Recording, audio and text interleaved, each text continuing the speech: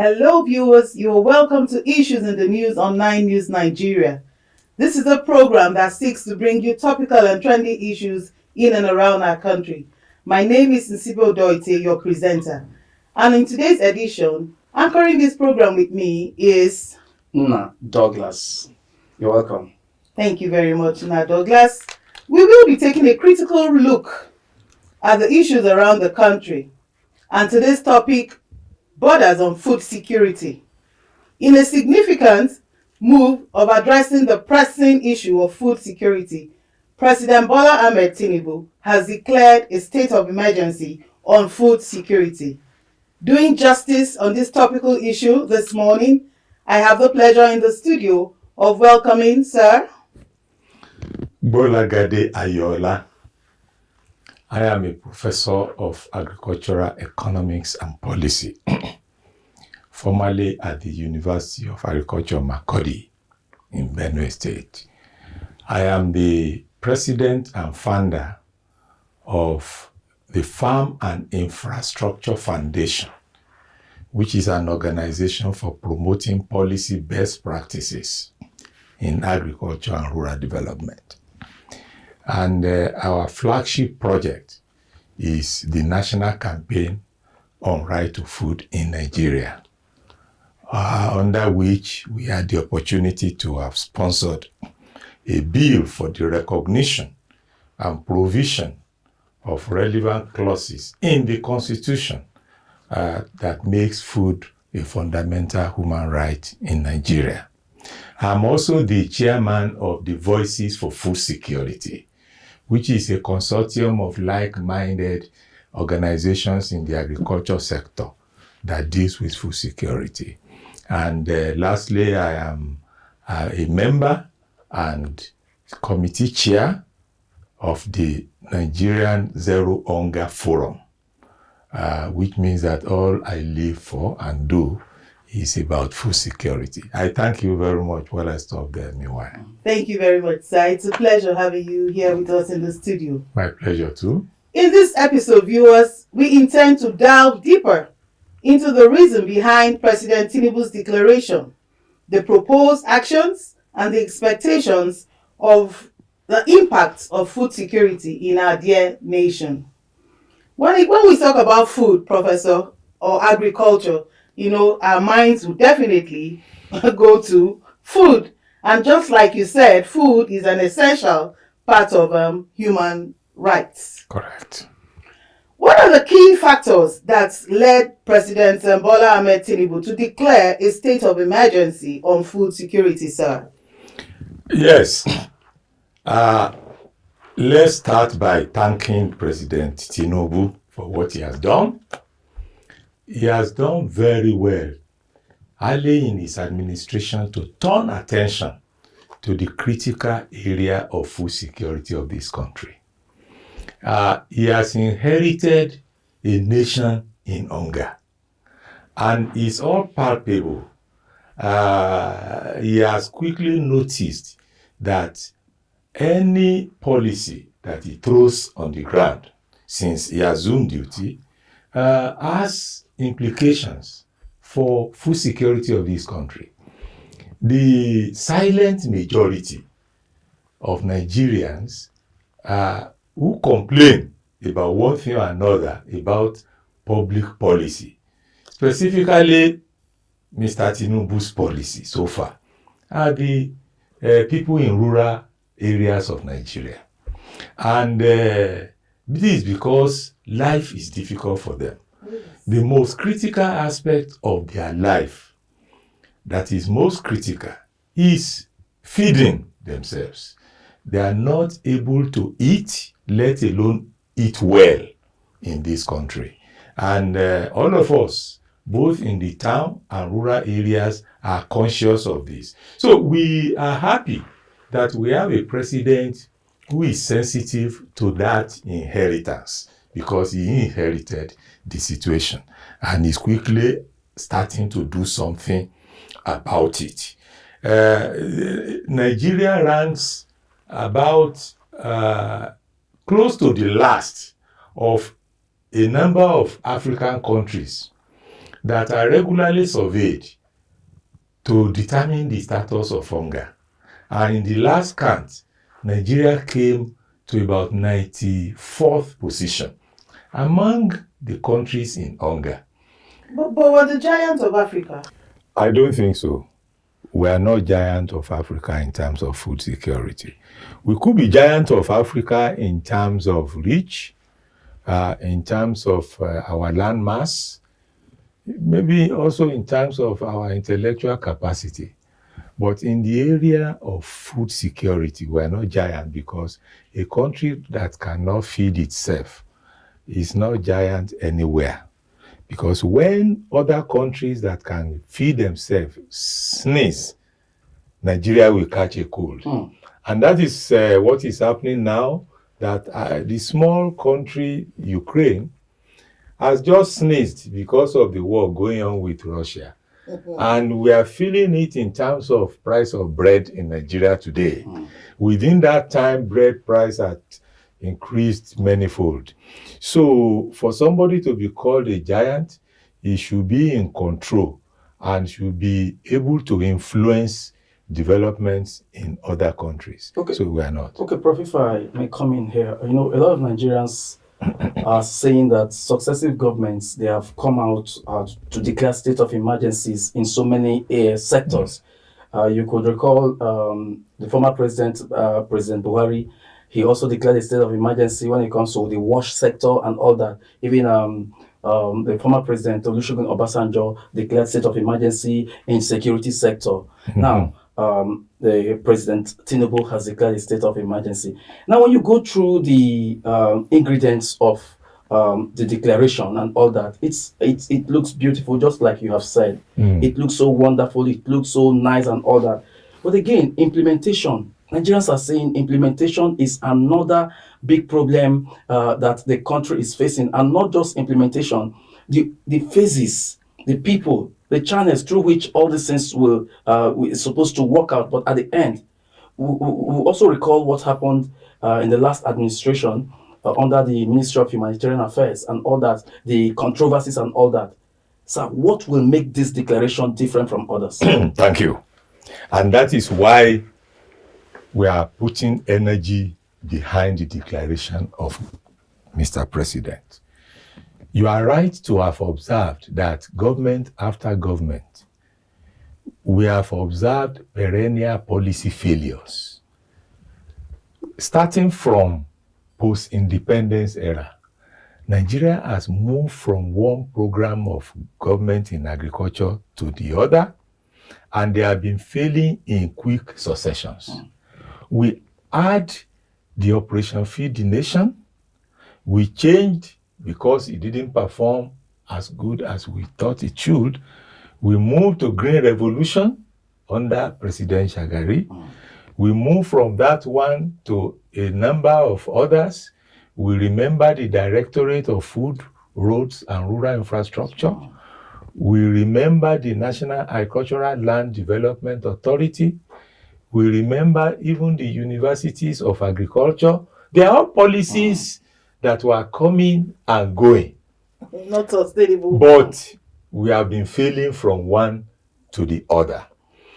In the same token, many of such past governments have summoned courage to declare state of emergency in different sectors, which, according to what you have observed, we did not achieve the goal.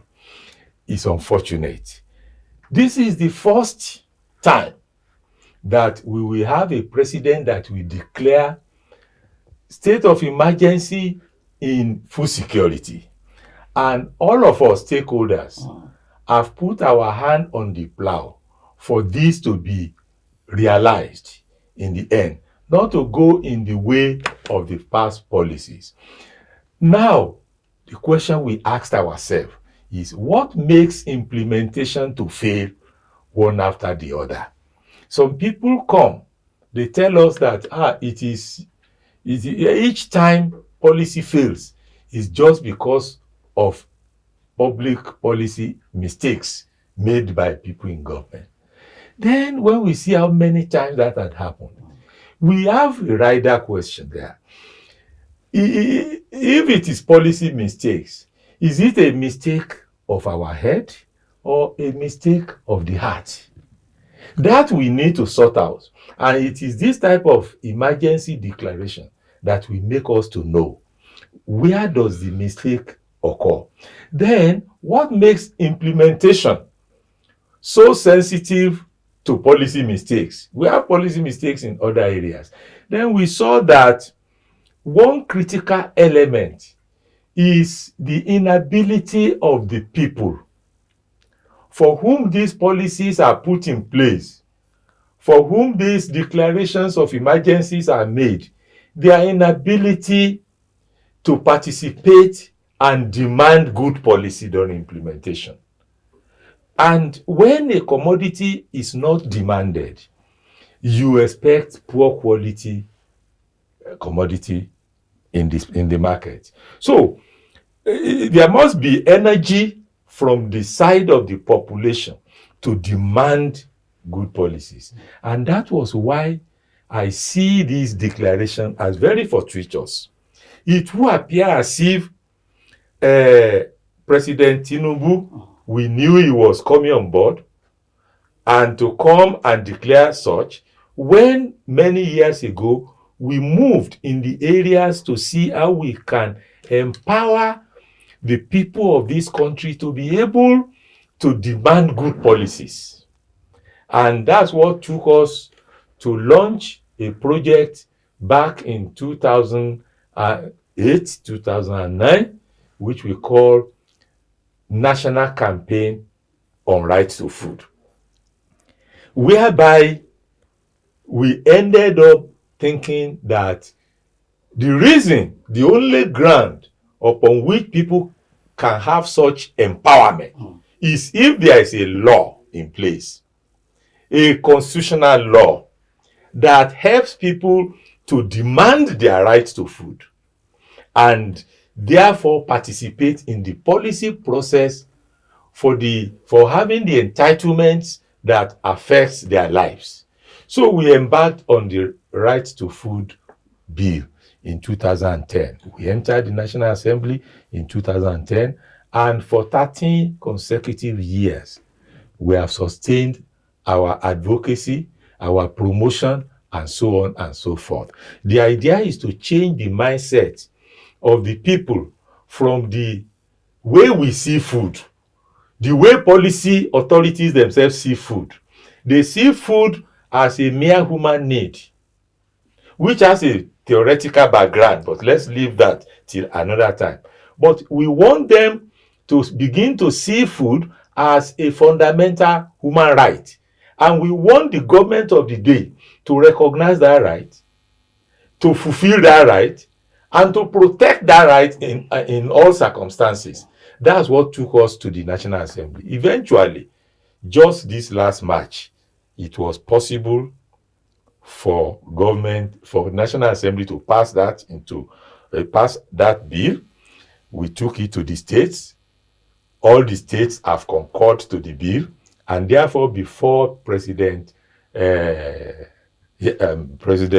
left, he was kind to sign it into law. So we have an act today which confers a sense of right on the people. And with that act, we are looking forward to them to be able to ask for good policies. And where they fail to see good policies that will ensure their rightful food entitlements, they have opportunity to ask questions. They have opportunity to take necessary action. They have opportunity to seek remedy here or there. So that is why I see this declaration as very timely, because President Tinubu has just landed in consonance with the good intentions behind that bill. Yeah. And it's now left for him to tap into that bill, immediately commence implementation, and situate its declaration of emergency in the food sector in that context of the bill. Because if he talks about fertilizer, which is technology, other technologies like irrigation, like mechanization, we are saying that those technologies have existed before that we didn't achieve what we wanted to achieve. This time around, the difference will be that act. Because when we deploy those technologies or intervene in the market or such other strategies he has put in this declaration, without consciously empowering the people to participate and demand for good implementation when necessary, all what he has said will amount to mere platitude. And we don't want it to go that way. That is why we want to see a synchronization of this declaration immediately with the law on ground. It is a law. We are not the one talking now. We are just drawing attention of government to the instrument he has inherited. Just as he has inherited a hungry Nigeria, he has inherited a law to address it. Okay, Prof. This is very important. The declaration of it's a state of emergency on food security, in as much as it's a welcome development, but the declaration will be useless without tackling security. Of course, you know what is happening between the herders and the farmers in Nigeria and all that. And a lot of people or stakeholders have been calling for technology to tackle this. A situation where you see herdsmen taking their cattle, their cows to the farms and destroying all those things. And without tackling security issues or this herdsmen crisis and all that, do you think this declaration will see the light of day? Fantastic. Good question. And that is why one of the things that excites us in this declaration is the immediate decision of government to escalate the status of food security beyond mere food security to the higher status of national security, to the extent that President Tinubu had made it an item on the agenda of the National Security Council. I hope you know people who make up that council. They are fighters, they are military. So what President has done is to say that security also borders on our food situation. In fact, what is happening on the farms you refer to, the solution will not come only from soldiers and Navy and Air Force. The solution will also come from food sector. Because if you go and survey the background to all these crises on the farms, you will implicate poor food situation of this country very well. If the youth in the Northeast were to have been well fed, to have hope of future, I don't think the best job they would take is to create the crisis in the Northeast. The same thing happens all over the country. People that we call bandits today, that we go and arrest farmers on their farm, kill them, and so on and so forth. I think they have opportunity. If they have opportunity for better job on the farm, they will not choose to do so, especially if they themselves are well fed. They will think twice, 3 times before allowing people with other interests to recruit them into creating problem on the farm. Therefore, yes, there is a serious security problem on farms today that is sending farmers away from their farms.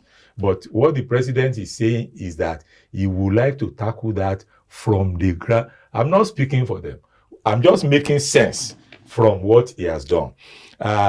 We need to tackle that problem not only in terms of military power, but also in terms of food power for our people. Okay, Sir Prof. How does President Tinubu plan to address the immediate challenges of ensuring food availability and accessibility down to the common man? Thank you. So far, he has just announced his emergency, and we should give him sufficient time to do the planning for that emergency to work. But in the declaration itself, a couple of nights ago, I listened to the statement and I was able to glean through that in terms of strategies he hopes to deploy. Strategies like addressing the technology failure issue, because technology fails in this country. Technologies that work in the countries where they make them come to this country to fail.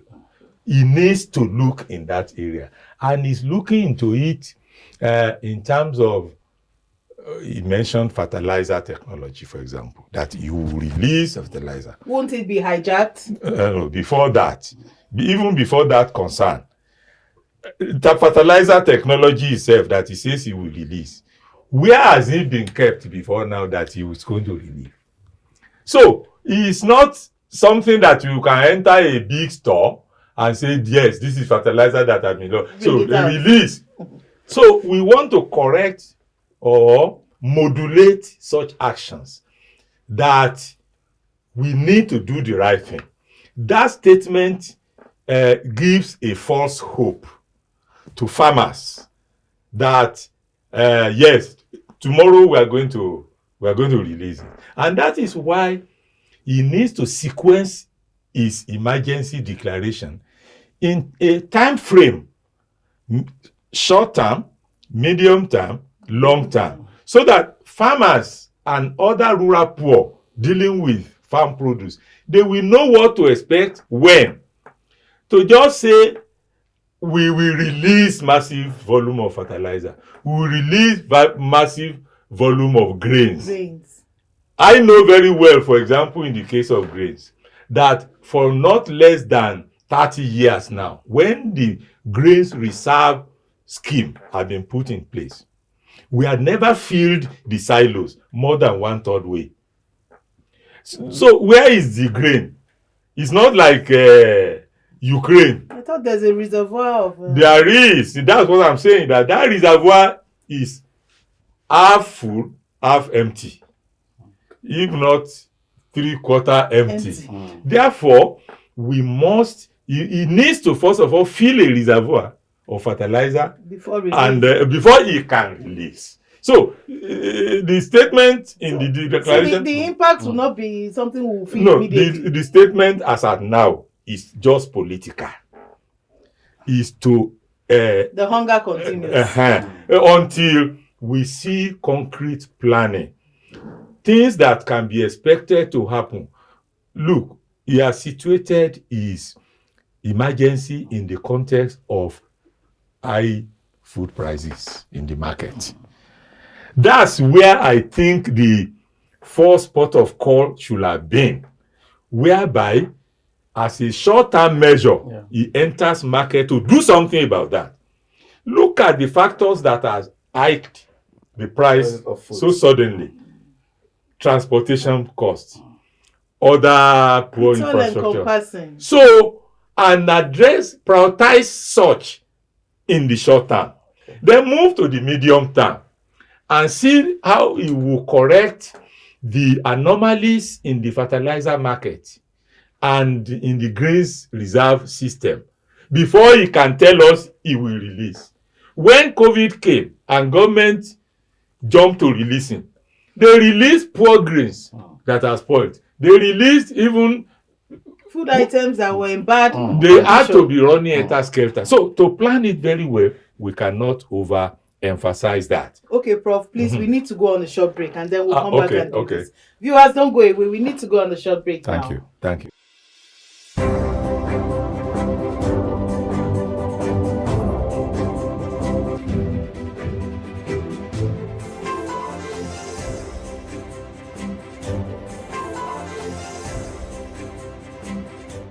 Welcome back, viewers. This is still Issues in the News on 9 News Nigeria. And with me in the studio, we have had Professor Bola Ahmed Tinubu, an agricultural economics and policy professor. He is the chairman for Voices in Food Security and a member of the committee of chair of Zero Nigerian Hunger Forum. We have been speaking about the food security and the declaration made by Mr. President in very recent times. Prof, it's a pleasure having you here. My pleasure too. Thank And you. with me also in the studio co-anchoring this program, I've had with me Nna Douglas. My pleasure. You're welcome, sir. So we're back on the second section of the program. And Prof, what is the role of the masses towards achieving this emergency declaration on food security?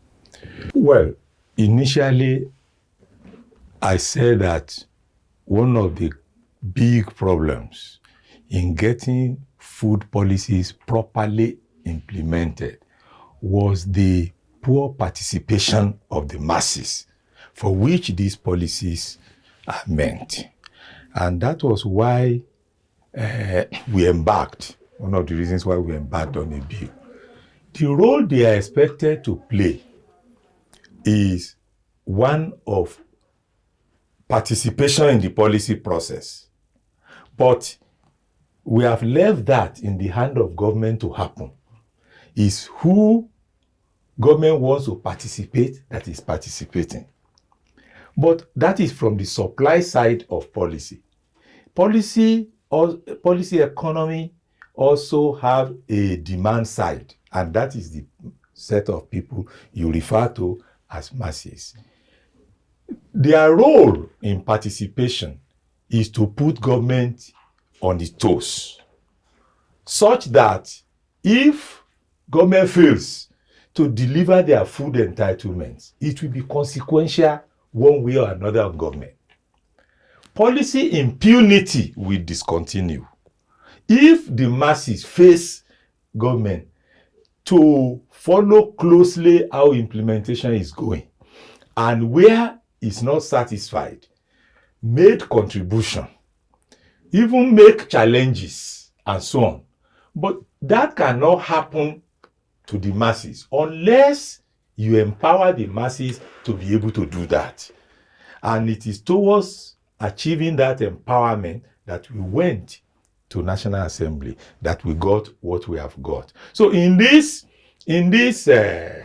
declaration process and in the implementation of the process, we would like Mr. President to play a front burner role to the people themselves.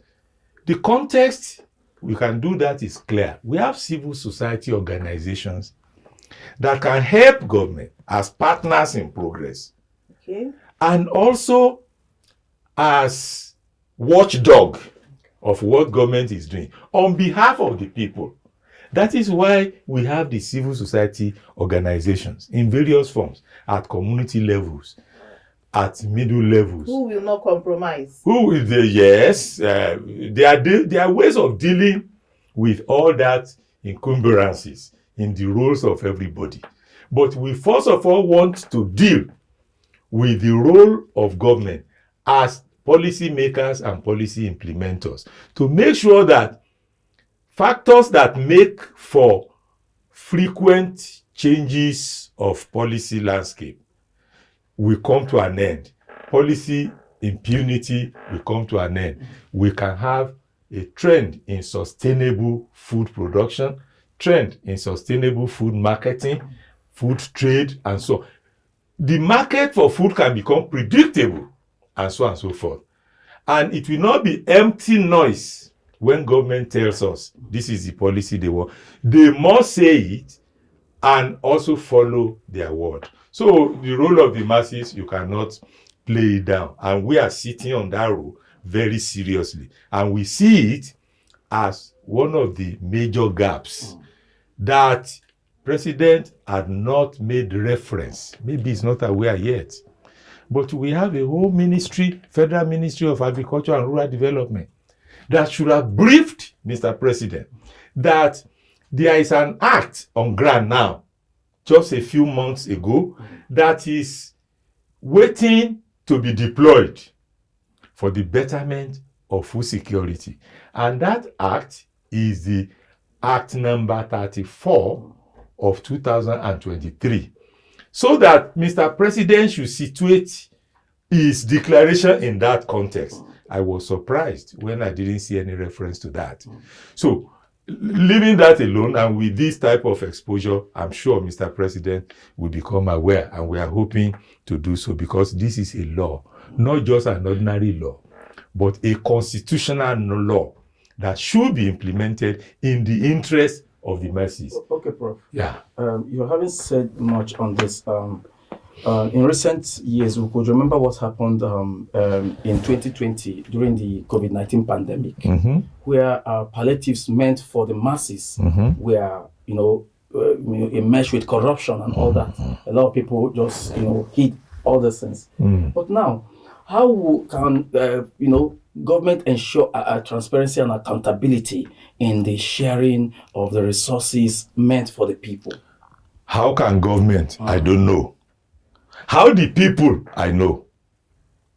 Government is the owner of these sharing formulas and projects to alleviate effects of flood, effect of COVID, and so on. So you cannot expect the person that a vehicle hit to also be the person that will take the number of other vehicle. Government is the one that has failed in certain ways, that makes things to happen in the health sector, like COVID, the way it happened, that makes flood to devastate the farms, and so on and so forth. We cannot expect government to be the only and final solution giver to those things. And that is why we are talking of the people themselves. If this law was in place, what my organization planned to do, we moved very fast as if we will get it passed during COVID. What we intended to do was that while that confusion was taking place and they were moving billions, approving billions in the National Assembly in order to alleviate suffering of the people, we wanted the law to have come so that if we notice all what we noticed, the people themselves can challenge the government that program has not had effect, and lay claim and seek justice and seek remedy. No. Have they ever heard, even when they under the law? That is the last hope of man. Where there is no law, there is no offense. So we can look at government in all the mistakes they have been making, including policy mistakes, that is because there was no law, so they were not committing any offense. So we have set ground for a law, and we are now waiting for where that law will be breached for us to know the next line of action. But we are very, very hopeful that if the president takes cognizance of this law, we will be able to achieve what we did not achieve during COVID, whereby money meant for... In Nepal, for example, I have an international example. In Nepal, flood almost took over a whole local government. And people were helpless. IDPs and so on, all those things we did. But it took a non-government organization to use their right to food law and enter court on behalf of those people. And immediately the court ordered massive movement of food to that, and government complied in toto. Government fears law. That's a government that listens. Our own will listen if there is a law. Prof, I'd like to ask about, could you shed more light on PPP rather? Oh, thank you. PPP means public-private partnership. You see, strategic interventions of government must incorporate PPP because the more sustainable source of intervention is the private sector. So if there is an intervention that government does not partner with the private sector, don't forget, we are talking of food security. Farmers are in the private sector. So if government does not partner properly with the private sector in food security arena, government policies there we fail. Who fail? Because everybody will be doing what is right in his own eyes. So PPP is good, and we are looking for how President Tinubu will introduce here and there elements of PPP into this scheme. But in particular, for PPP to work, the market where the private people want to enter must be good for them. Private sector is seeking profit. Therefore, government must organize the market in such a way that allows private sector to do so successfully. For example, market that does not have infrastructure is not inviting good PPP. Infrastructure in terms of rural road networks that will make farmers to bring their produce to that market. Therefore, the market will be full of products to start with.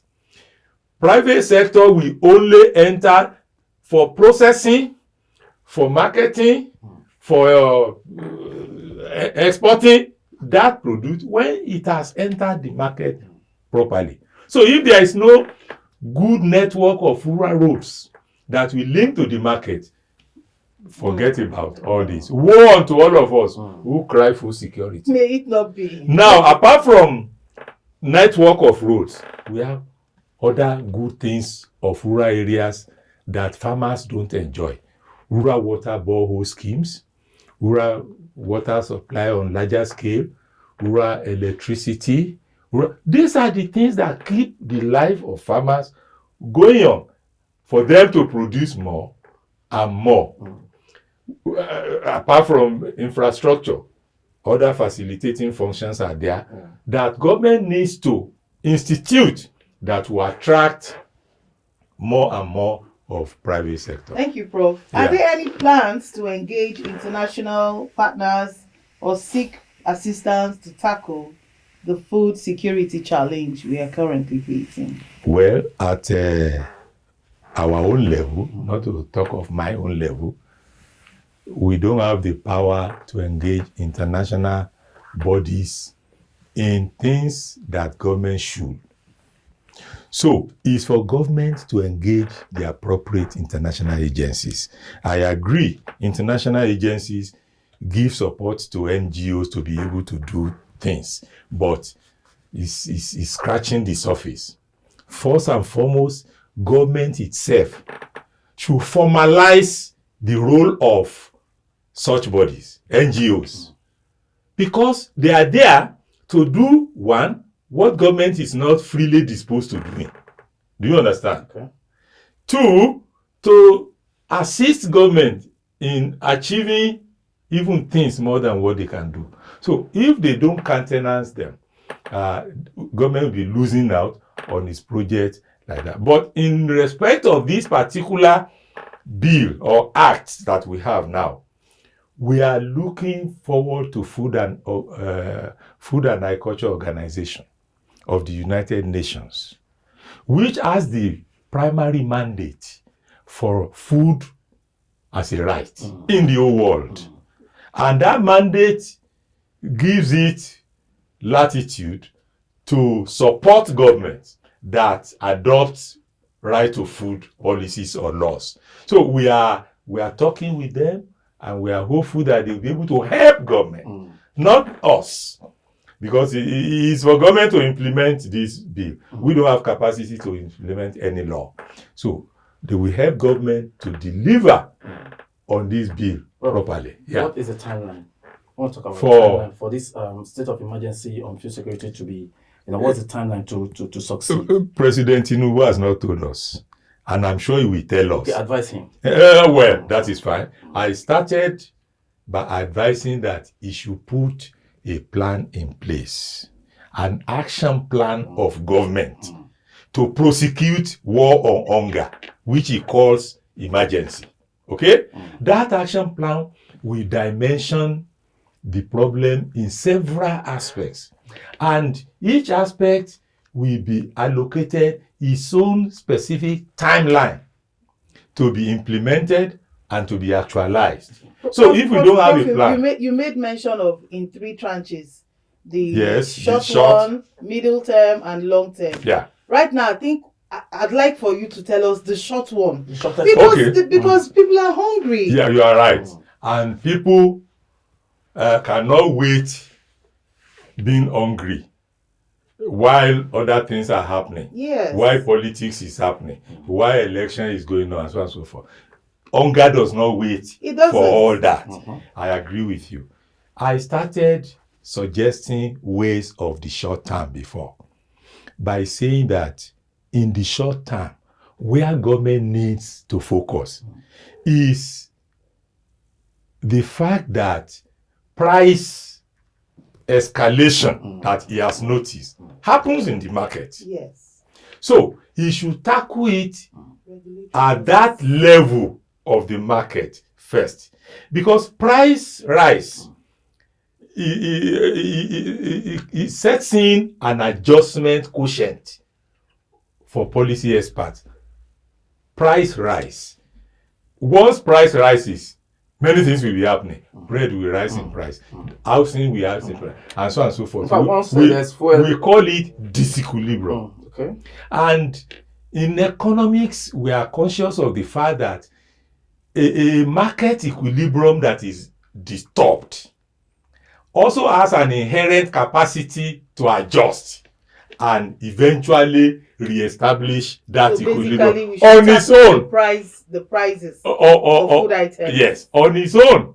The problem will be how long it will take market on its own to achieve that.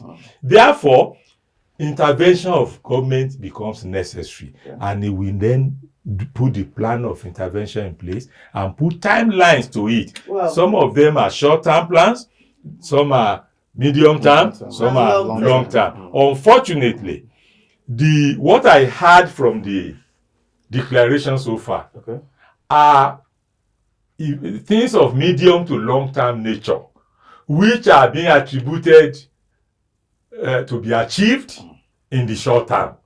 That one is another crisis that can happen. Prof, maybe we will take that section in another edition. Thank you. We can go on and on. It's a very interesting topic. Thank you. Very peculiar to where we find ourselves today. Yeah. Viewers, we just have to draw the curtains here. I hope you have had a nice time with us here in the station. Our social media handles are down there. Please hit the like button, drop a comment for us, and stay tuned. Next time, we will continue on issues in the news on 9 News Nigeria.